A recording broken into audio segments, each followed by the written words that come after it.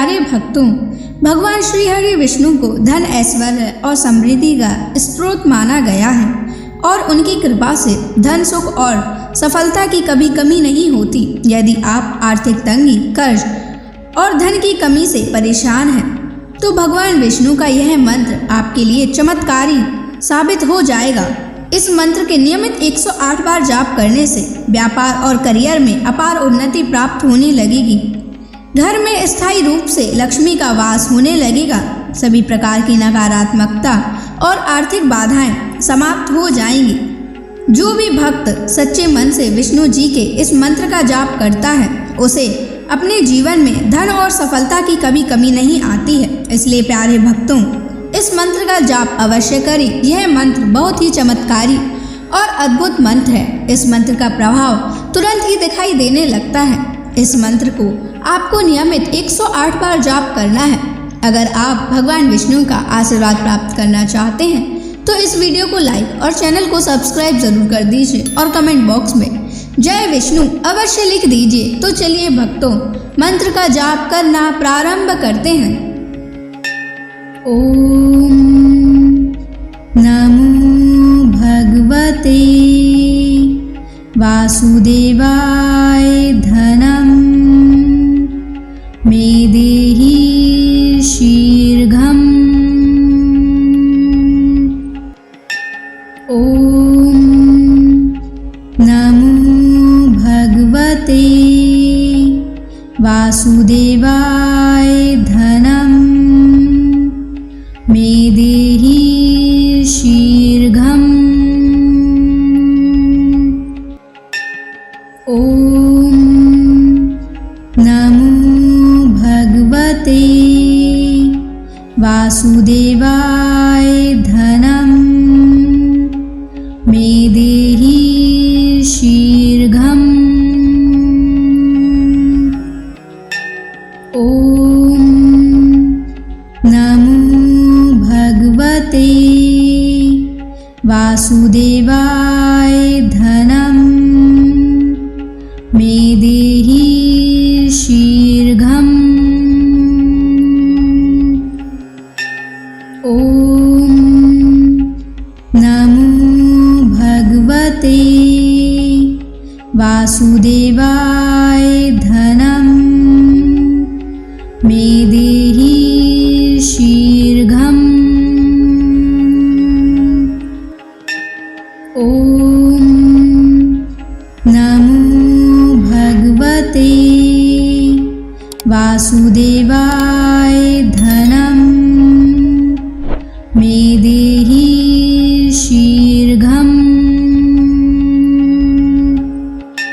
ओम नमो भगवते वासुदेवाय धनम मे देहि शीघ्रम्। ओम नमो भगवते वासुदेवाय धनम मे देहि शीघ्रम्। ओम नमो भगवते वासुदेवाय धनम मे देहि शीघ्रम्। ओम नमो भगवते वासुदेवाय धनम मे देहि शीघ्रम्। ओम नमो भगवते वासुदेवाय धनम मे देहि शीघ्रम्। ओम नमो भगवते वासुदेवाय धनम मे देहि शीघ्रम्।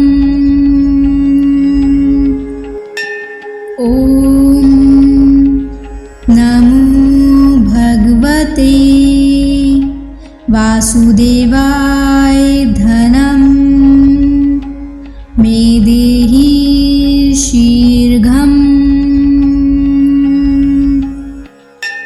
ॐ नमो भगवते वासुदेवाय धनं मे देहि शीघ्रम्। ॐ नमो भगवते वासुदेवाय धनं मे देहि शीघ्रम्। ॐ नमो भगवते वासुदेवाय धनं मे देहि शीघ्रम्। ॐ नमो भगवते वासुदेवाय धनं मे देहि शीघ्रम्। ॐ नमो भगवते वासुदेवाय धनं मे देहि शीघ्रम्। ॐ नमो भगवते वासुदेवाय धनं मे देहि शीघ्रम्। ॐ नमो भगवते वासुदेवाय धनं मे देहि शीघ्रम्। ॐ नमो भगवते वासुदेवाय धनं मे देहि शीघ्रम्। ॐ नमो भगवते वासुदेवाय धनं मे देहि शीघ्रम्। ॐ नमो भगवते वासुदेवाय धनं मे देहि शीघ्रम्।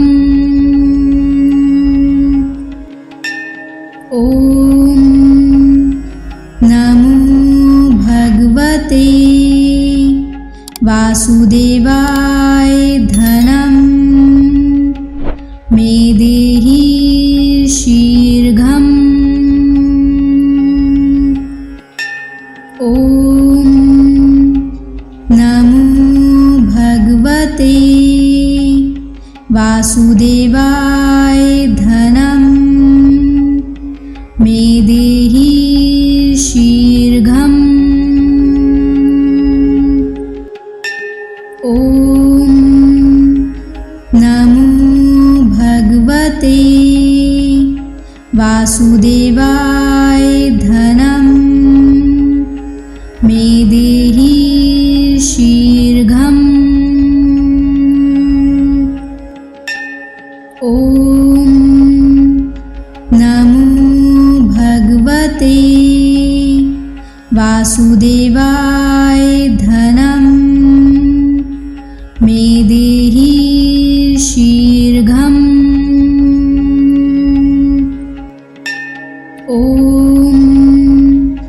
नमो भगवते वासुदेवाय धनं मे देहि शीघ्रम्। ॐ नमो भगवते वासुदेवाय धनं मे देहि शीघ्रम्। ॐ नमो भगवते वासुदेवाय धनं मे देहि शीघ्रम्। ॐ नमो भगवते वासुदेवाय धनं मे देहि शीघ्रम्। ॐ नमो भगवते वासुदेवाय धनं मे देहि शीघ्रम्। ॐ नमो भगवते वासुदेवाय धनं मे देहि शीघ्रम्। ॐ नमो भगवते वासुदेवाय धनं मे देहि शीघ्रम्। ॐ नमो भगवते वासुदेवाय धनं मे देहि शीघ्रम्। ॐ नमो भगवते वासुदेवाय धनं मे देहि शीघ्रम्। ॐ नमो भगवते वासुदेवाय धनं मे देहि शीघ्रम्। ॐ नमो भगवते वासुदेवाय धनं मे देहि शीघ्रम्। ॐ नमो भगवते वासुदेवाय धनं मे देहि शीघ्रम्। ॐ नमो भगवते वासुदेवाय धनं मे देहि शीघ्रम्। ॐ नमो भगवते वासुदेवाय धनं मे देहि शीघ्रम्। ॐ नमो भगवते वासुदेवाय धनं मे देहि शीघ्रम्। ॐ नमो भगवते वासुदेवाय धनं मे देहि शीघ्रम्। ॐ नमो भगवते वासुदेवाय धनं मे देहि शीघ्रम्। ॐ नमो भगवते वासुदेवाय धनं मे देहि शीघ्रम्। ॐ नमो भगवते वासुदेवाय धनं मे देहि शीघ्रम्। ॐ नमो भगवते वासुदेवाय धनं मे देहि शीघ्रम्। ॐ नमो भगवते वासुदेवाय धनं मे देहि शीघ्रम्। ॐ नमो भगवते वासुदेवाय धनं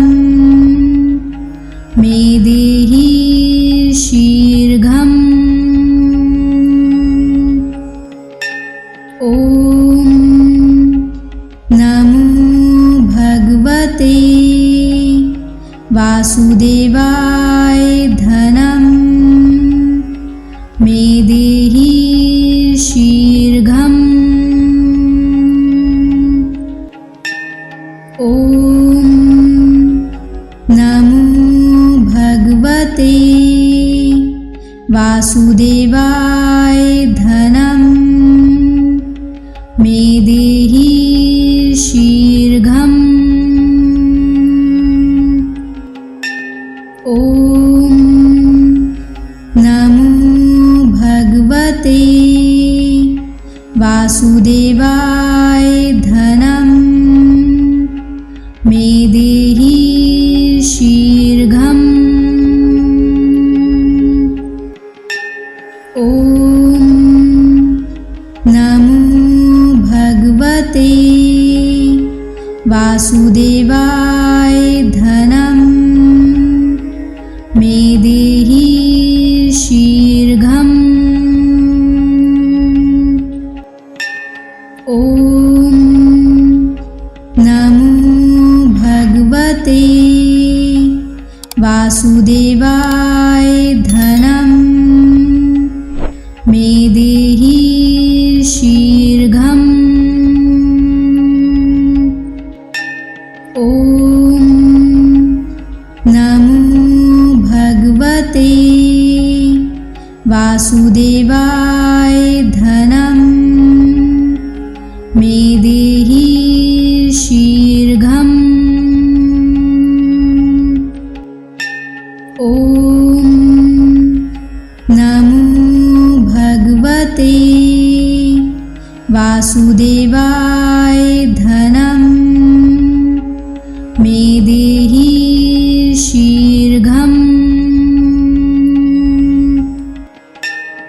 ॐ नमो भगवते वासुदेवाय धनं मे देहि शीघ्रम्।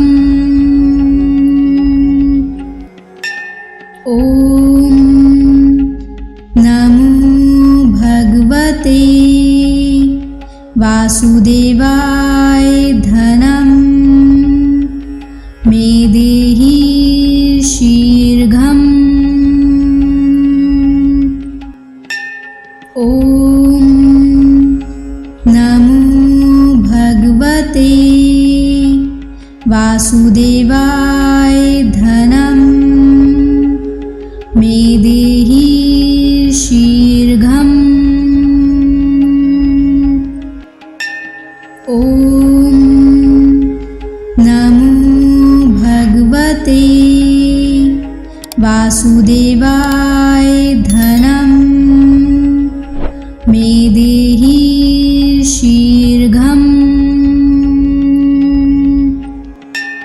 ॐ नमो भगवते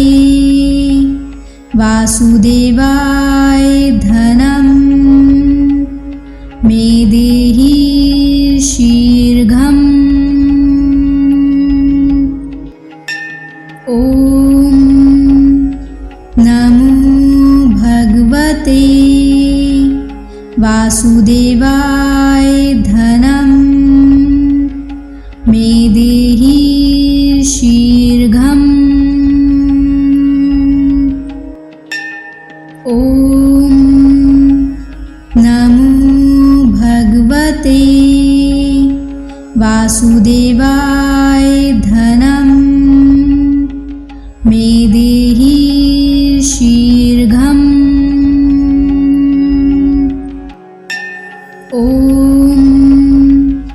नमो भगवते वासुदेवाय धनं मे देहि शीघ्रम्। ॐ नमो भगवते वासुदेवाय धनं मे देहि शीघ्रम्। ॐ नमो भगवते वासुदेवाय धनं मे देहि शीघ्रम्। ॐ नमो भगवते वासुदेवाय धनं मे देहि शीघ्रम्। ॐ नमो भगवते वासुदेवाय धनं मे देहि शीघ्रम्। ॐ नमो भगवते वासुदेवाय धनं मे देहि शीघ्रम्। ॐ नमो भगवते वासुदेवाय धनं मे देहि शीघ्रम्। ॐ नमो भगवते वासुदेवाय धनं मे देहि शीघ्रम्। ॐ नमो भगवते वासुदेवाय धनं मे देहि शीघ्रम्। ॐ नमो भगवते वासुदेवाय धनं मे देहि शीघ्रम्। ॐ नमो भगवते वासुदेवाय धनं मे देहि शीघ्रम्। ॐ नमो भगवते वासुदेवाय धनं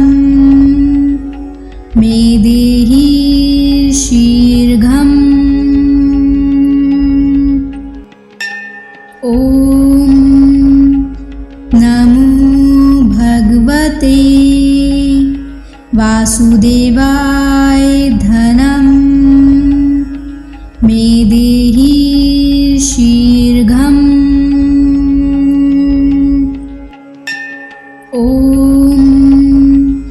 नमो भगवते वासुदेवाय धनं मे देहि शीघ्रम्। ॐ नमो भगवते वासुदेवाय धनं मे देहि शीघ्रम्। ॐ नमो भगवते वासुदेवाय धनं मे देहि शीघ्रम्। ॐ नमो भगवते वासुदेवाय धनं मे देहि शीघ्रम्। ॐ नमो भगवते वासुदेवाय धनं मे देहि शीघ्रम्। ॐ नमो भगवते वासुदेवाय धनं मे देहि शीघ्रम्। ॐ नमो भगवते वासुदेवाय धनं मे देहि शीघ्रम्। ॐ नमो भगवते वासुदेवाय धनं मे देहि शीघ्रम्। ॐ नमो भगवते वासुदेवाय धनं मे देहि शीघ्रम्। ॐ नमो भगवते वासुदेवाय धनं मे देहि शीघ्रम्। ॐ नमो भगवते वासुदेवाय धनं मे देहि शीघ्रम्। ॐ नमो भगवते वासुदेवाय धनं मे देहि शीघ्रम्। ॐ नमो भगवते वासुदेवाय धनं मे देहि शीघ्रम्। ॐ नमो भगवते वासुदेवाय धनं मे देहि शीघ्रम्। ॐ नमो भगवते वासुदेवाय धनं मे देहि शीघ्रम्। ॐ नमो भगवते वासुदेवाय धनं मे देहि शीघ्रम्। ॐ नमो भगवते वासुदेवाय धनं मे देहि शीघ्रम्। ॐ नमो भगवते वासुदेवाय धनं मे देहि शीघ्रम्। ॐ नमो भगवते वासुदेवाय धनं मे देहि शीघ्रम्। ॐ नमो भगवते वासुदेवाय धनं मे देहि शीघ्रम्। ॐ नमो भगवते वासुदेवाय धनं मे देहि शीघ्रम्। ॐ नमो भगवते वासुदेवाय धनं मे देहि शीघ्रम्। ॐ नमो भगवते वासुदेवाय धनं मे देहि शीघ्रम्। ॐ नमो भगवते वासुदेवाय धनं मे देहि शीघ्रम्। ॐ नमो भगवते वासुदेवाय धनं मे देहि शीघ्रम्। ॐ नमो भगवते वासुदेवाय धनं मे देहि शीघ्रम्। ॐ नमो भगवते वासुदेवाय धनं मे देहि शीघ्रम्। ॐ नमो भगवते वासुदेवाय धनं मे देहि शीघ्रम्। ॐ नमो भगवते वासुदेवाय धनं मे देहि शीघ्रम्।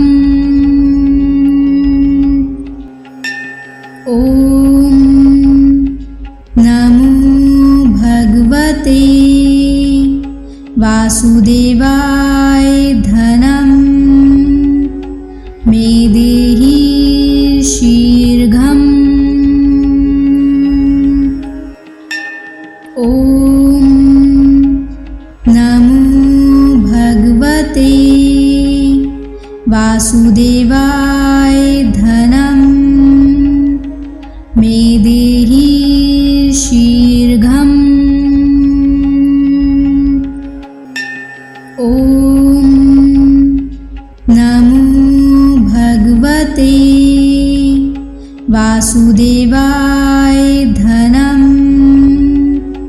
मे देहि शीघ्रम्। ॐ नमो भगवते वासुदेवाय धनं मे देहि शीघ्रम्। ॐ नमो भगवते वासुदेवाय धनं मे देहि शीघ्रम्। ॐ नमो वासुदेवाय